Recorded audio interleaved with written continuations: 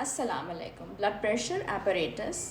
अब ऑटोमेटिक भी होता है और बहुत तरीक़े से अगर आप चाहें तो घर पे बैठे हुए भी अपना ब्लड प्रेशर आप मॉनिटर कर सकते हैं। और दिन में 3 मरतबा बैठे हुए, खड़े हुए और लेटी पोजीशन में, और आप घर में मौजूद अपने बच्चों से, मेड से भी रिक्वेस्ट कर सकते हैं कि आपका वो ब्लड प्रेशर ले लिया करें। Now it's very easy to monitor it actually at home.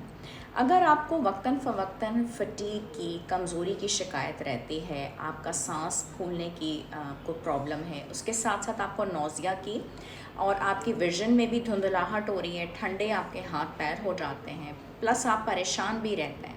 Stress भी आपको रहता है, ठीक है, और साथ ही साथ इसके बावजूद आपको डिज़ी भी फ़ील करते हैं, सही से आप अच्छा फ़ील नहीं करते,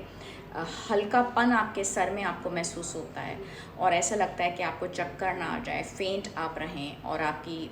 सांस भी इरेगुलर है, तो आपको लो ब्लड प्रेशर की शिकायत हो सकती है।